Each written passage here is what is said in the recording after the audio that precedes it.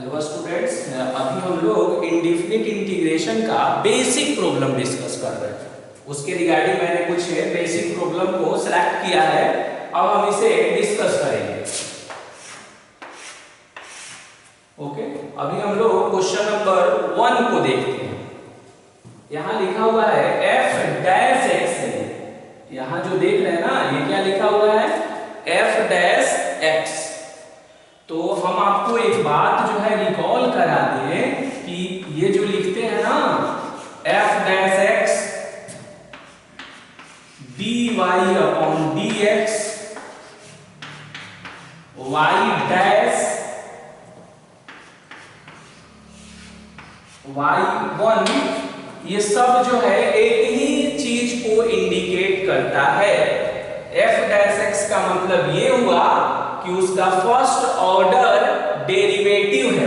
f dash x क्या बताता है, फोर्ड को बताता है, यानी उस फंक्शन को एक बार डिफरेंशिएट कर दिया गया है। तो ये रिजल्ट दिया हुआ है, वहां पर fx नहीं दिया हुआ है, f डैश x है। f डैश x क्या है, थर्ड है, फर्स्ट ऑर्डर डेरिवेटिव। अब जो है जब हम फर्स्ट ऑर्डर डेरिवेटिव को समझ गए तब हम उसको देखेंगे कि उससे और क्या रिजल्ट जो है डेवलप हो रहा है।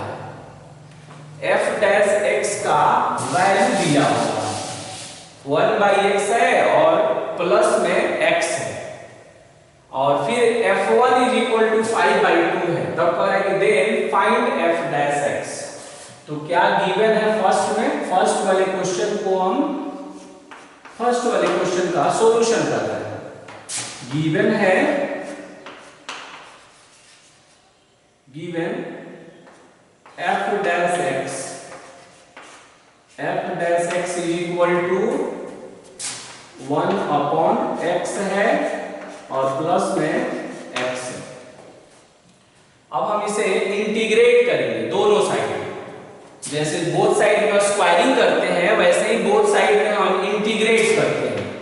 तो लिखेंगे कि integrating on both sides, integrating on both sides with respect to x के रेस्पेक्ट में दोनों साइड में इंटीग्रेट करेंगे। तो जैसे ही हम लिखते हैं कि x के रेस्पेक्ट में बोथ साइड में इंटीग्रेट कर रहे हैं, तब ये कुछ ऐसा हो जाता है, f डैश x यहाँ dx हो जाएगा, क्योंकि x के रेस्पेक्ट में कर रहा है। और फिर RHS में भी इंटीग्रल का साइन 1/x हो गया, प्लस में x हो गया, और ये हो जाएगा dx हो गया।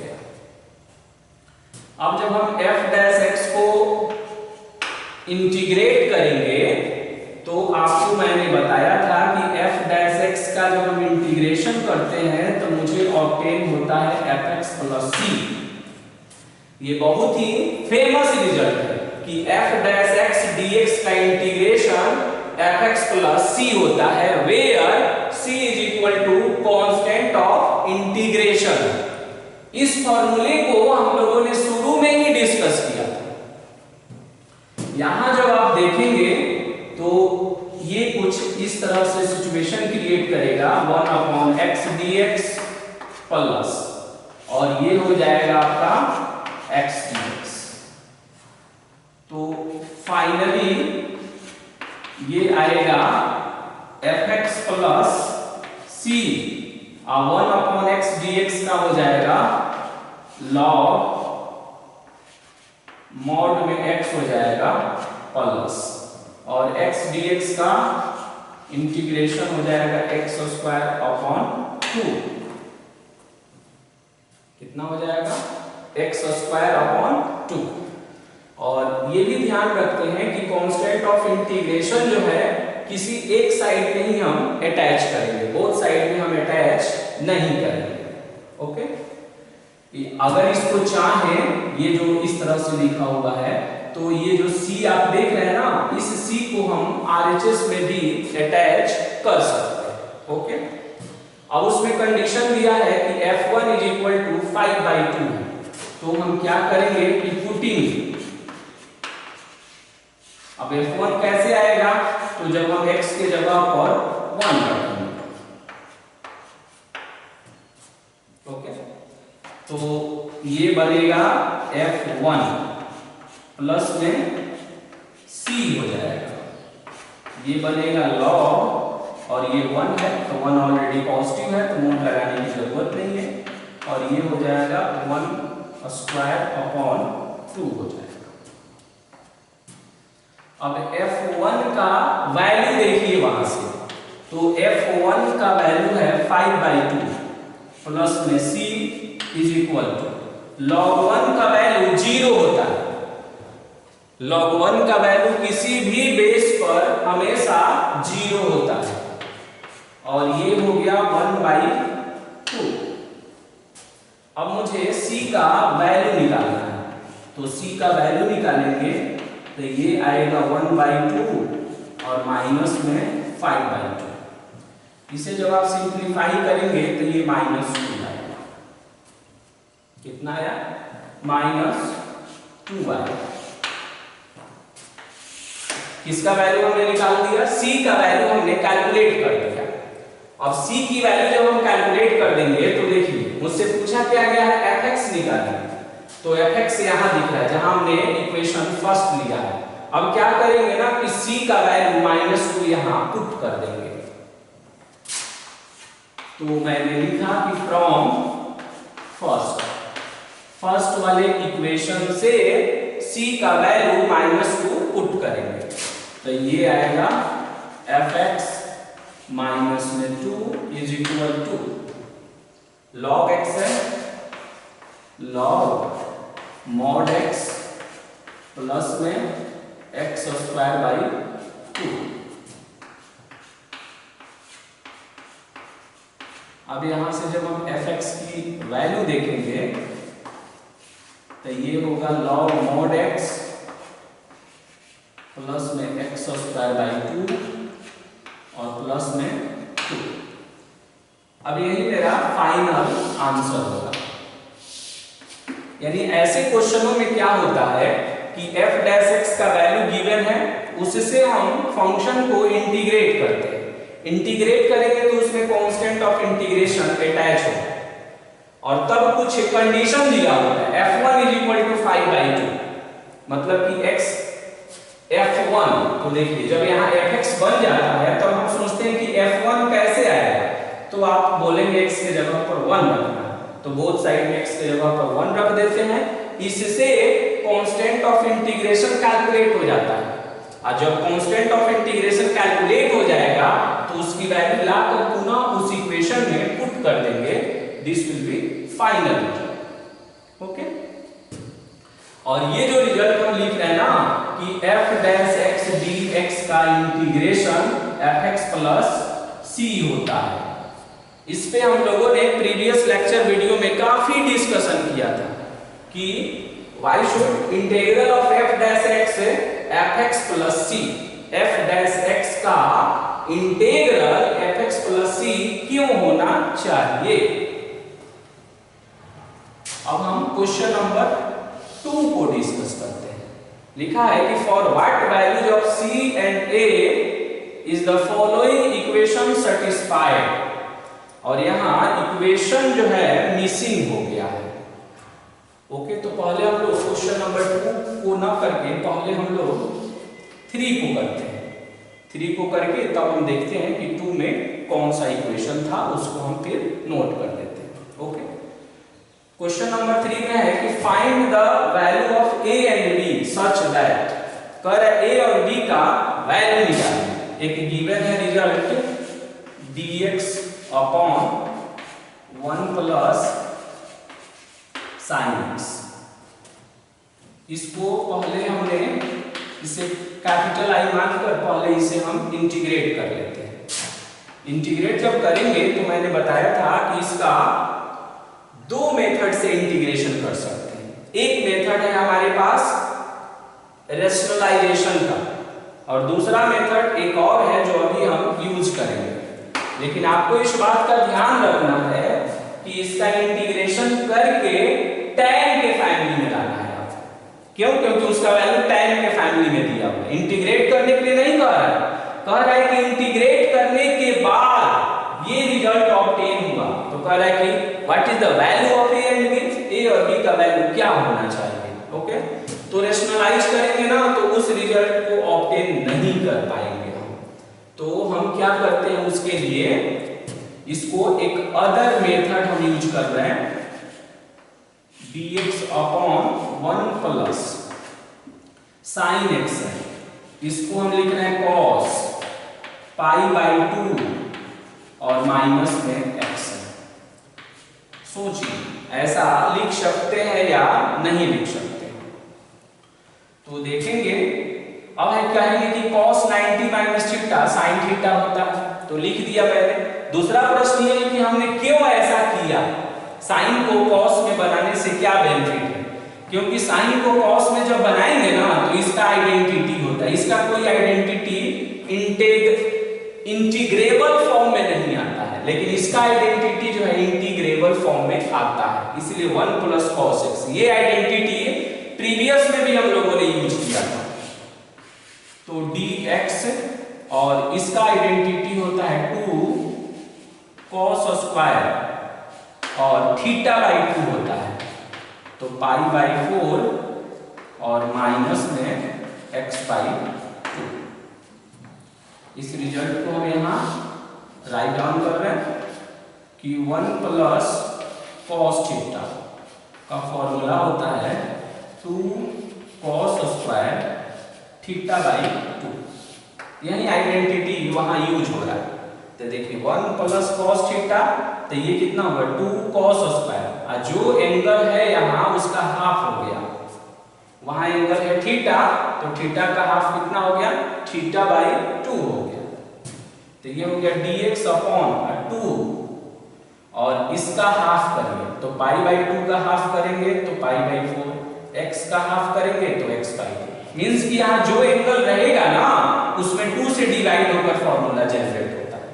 जैसे यहाँ थीटा था तो थीटा बाई 2 हुआ।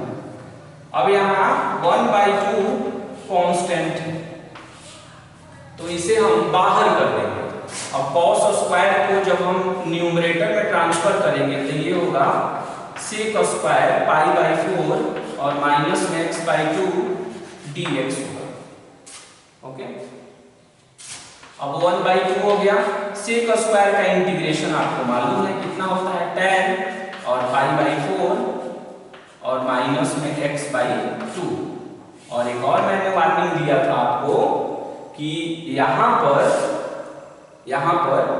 x का जो कोफिशिएंट है उससे डिवाइड भी करना पड़ता है, तो x का गुणांक देखिए कितना है, तो माइनस में 1 बाई 2 और प्लस में कितना हो जाएगा, प्लस में यहाँ पर हम लिख सकते हैं,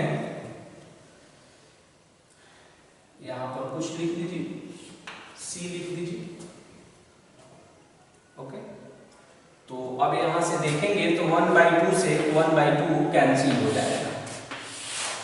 ओके, तो अब ये आया कितना,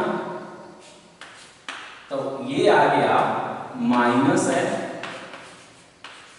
tan और पाई बाई 4 है, माइनस में x बाई 2 है और प्लस में कितना हो गया c क्या है, कांस्टेंट ऑफ इंटीग्रेशन।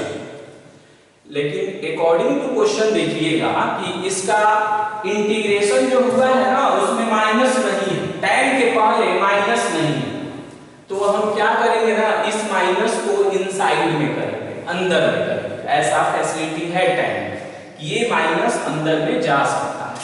तो बताइए कितना होगा, जब वो माइनस इनसाइड में जाएगा तो tan माइनस में पाई बाई 4 बनाएगा और ये बनाएगा x बाई 2 और प्लस में हो गया c। अब इसे अरेंज कर देते हैं एक और, tan x बाई 2 माइनस में पाई बाई 4 और प्लस में c। अब हम आएंगे अकॉर्डिंग टू क्वेश्चन। तो जब हम अकॉर्डिंग टू क्वेश्चन आएंगे तो देखेंगे कि ये तो हमने इंटीग्रेट किया तो ये रिजल्ट ऑब्टेन किया, बट अकॉर्डिंग टू क्वेश्चन उसका इंटीग्रेशन कितना दिया हुआ था, हमने क्या ऑब्टेन किया, tan x/2 माइनस में π/4 और प्लस में c, हमने ये ऑब्टेन किया। और अकॉर्डिंग टू क्वेश्चन उसका इंटीग्रेशन कितना था, tan x/2 प्लस में a और प्लस में b। अब देखिए, अब दोनों को कंपेयर करिए, यहाँ tan है यहाँ भी tan है, x/2 यहाँ भी x/2 यहाँ पर। अब इसे देखकर बताइए कि इस कंडीशन में आपको a का वैल्यू कितना दिख रहा है। तो आपको मालूम चलेगा कि जब हम कंपेयर करेंगे तो a का वैल्यू माइनस में π/4 होगा। a का वैल्यू कितना होगा, यानी a के पोजीशन पर इसमें क्या दिख रहा है, तो -π/4। अच्छा, b के पोजीशन पर क्या दिख रहा है, c, और c क्या है, कांस्टेंट ऑफ इंटीग्रेशन हो गया। a का वैल्यू -π/4 हो गया और b का वैल्यू कितना हो गया, स्मॉल c हो गया, और c क्या है, कांस्टेंट ऑफ इंटीग्रेशन। यही मेरा आंसर हो जाएगा। क्वेश्चन नंबर 2 का क्वेश्चन छूटा हुआ है, तो इसे हम पहले नोट करते हैं question with 1 minute.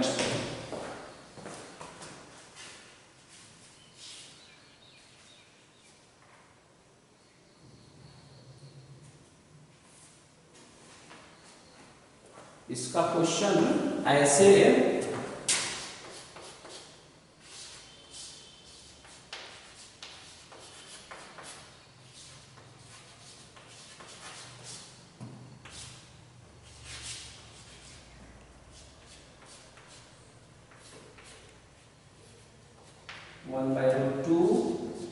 sin 2x minus c और प्लस में a। अब सोचिए तो क्या ये क्वेश्चन नंबर 2 से मैचिंग कर रहा है क्या?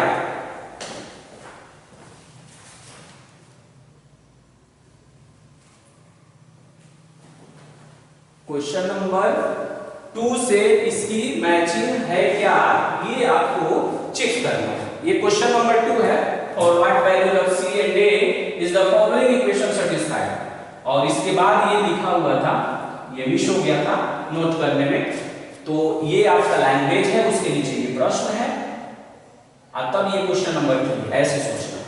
तो देखिए क्वेश्चन नंबर 2 को अगर हम देखें तो लग रहा है कि बहुत ही सिंपल इंटीग्रेशन है। अगर हम उसे कैपिटल I मानकर इंटीग्रेट करें तो देखिए ऐसे होगा,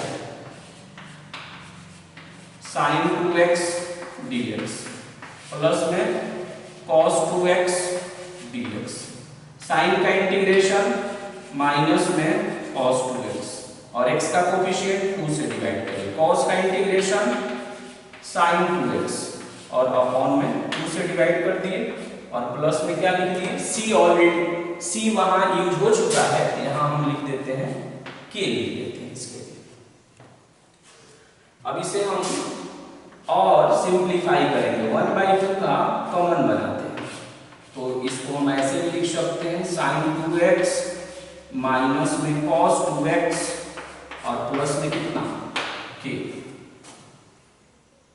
आप सोचिए ऐसे कर सकते हैं या नहीं कर सकते।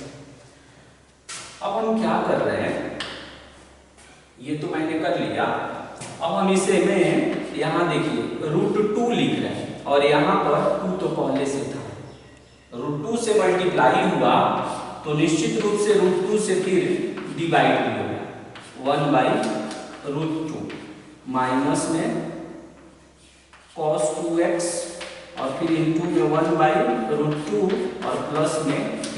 इसको ध्यान से देखिए, ट्रिग्नोमेट्री में ये रिजल्ट बहुत ही यूज करते थे हम।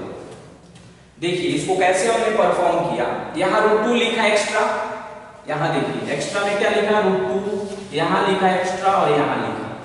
आपको नहीं लग रहा है कि 1/√2 का कॉमन बना लेंगे तो √2 फिर कैंसिल हो जाएगा और फिर अपने ओरिजिनल फॉर्म को प्राप्त कर लेगा। अब ऐसा क्यों कर रहा है, ऐसा करने से और √2 ही यहाँ लिखना चाहिए, ये कैसे मुझे मालूम चलता है? तो इसका एक कॉन्सेप्ट होता है, उसे आप भी जान सकते हैं।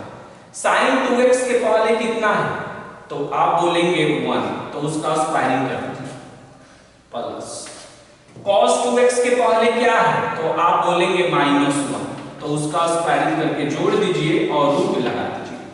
देखिए कितना है, ये आ गया √2 आ गया, इसीलिए √2 से मल्टीप्लाई और डिवाइड किया गया है यहाँ पर। अब आप समझ रहे होंगे हम क्या करना चाह रहे हैं। वही बताता है कितना से sin 2x के पहले कोफिशिएंट देखिए, cos 2x के पहले कोफिशिएंट देखिए, यानी गुणांक देखिए, उसको वर्ग करके जोड़िए और उसमें अंडर रूट लगाइए, जो आएगा वही बताएगा, उतना से मल्टीप्लाई डिवाइड होगा। अब देखिए यहां ये कटेगा तो ये बनेगा 1/√2 और यहां देखिए सेटिंग sin 2x और 1/√2 के लिए हम cos 45 डिग्री लिखते हैं, माइनस cos 2x और यहां पर लिख रहा है sin 45 डिग्री, ब्रैकेट क्लोज और प्लस में k।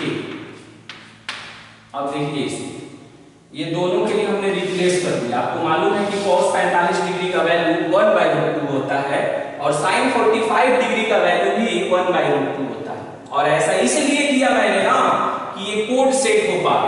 ये कोई किसी का फॉर्मूला है साइको कोसी, देखिए यहां से कोड वर्ड मैंने आपको बताया था साइको, और यहाँ कितना है कोसी, इसमें से 2 लेटर, इसमें से 2 लेटर, इसमें से 2 और इसमें से 2, तो साइको कोसी आपको याद है।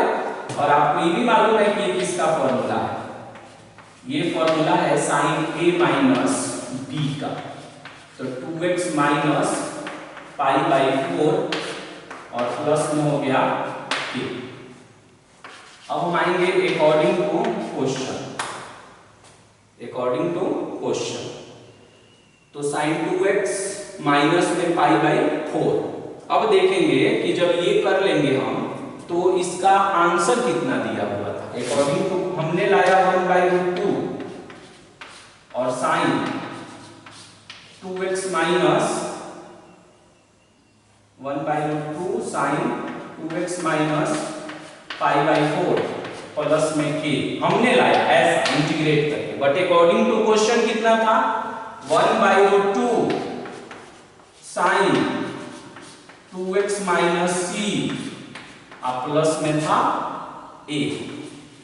अब बताइए कंपेयर करके बताइए क्या होगा। आपको नहीं लग रहा है कि c के जगह पर क्या दिख रहा है π/4 दिख रहा है, माइनस इसमें भी है, माइनस यहाँ भी है, 2x है, तो c का वैल्यू कितना दिखा, तो आप बोलेंगे π/4 दिख रहा है।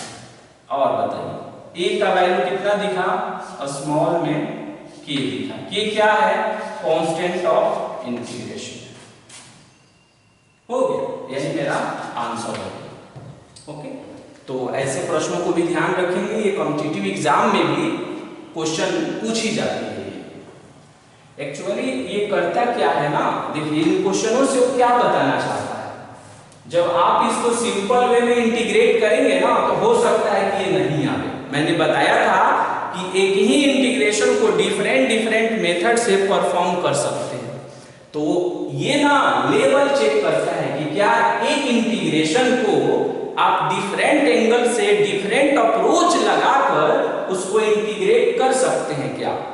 तो ये यहाँ बॉन्ड लगा दिया कि इसको किसी भी अप्रोच से करिए बट इसमें tan वाले फैमिली में लाइए, तो हो सकता है कि रेशनलाइज करें तो नहीं आवे, तो फिर हम अप्रोच बदलेंगे, मतलब कोई ऐसा अप्रोच उसमें लगाएंगे जो इस तरह के फैमिली में लावे। जैसे मान लीजिए जब हमने क्वेश्चन नंबर 2 को सॉल्व किया तो इतना लाकर हम आंसर लिख सकते थे, लेकिन देखें कि जो मुझे लाना है उस तरह से ही नहीं आया है, इतना का इंटीग्रेशन ये हो जाएगा, आंसर हो गया।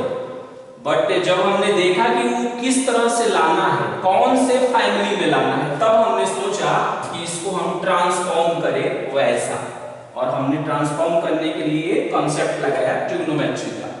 शुरू से हम ये बोल रहे हैं कि इंडेफिनिट इंटीग्रेशन को विदाउट ट्रिग्नोमेट्री हम अच्छे से नहीं कर सकते हैं। ट्रिग्नोमेट्री का जितना सारा आइडेंटिटी है, जितना सारा सिंपल रिजल्ट है, वो सब आपको लर्न होना चाहिए अच्छे से।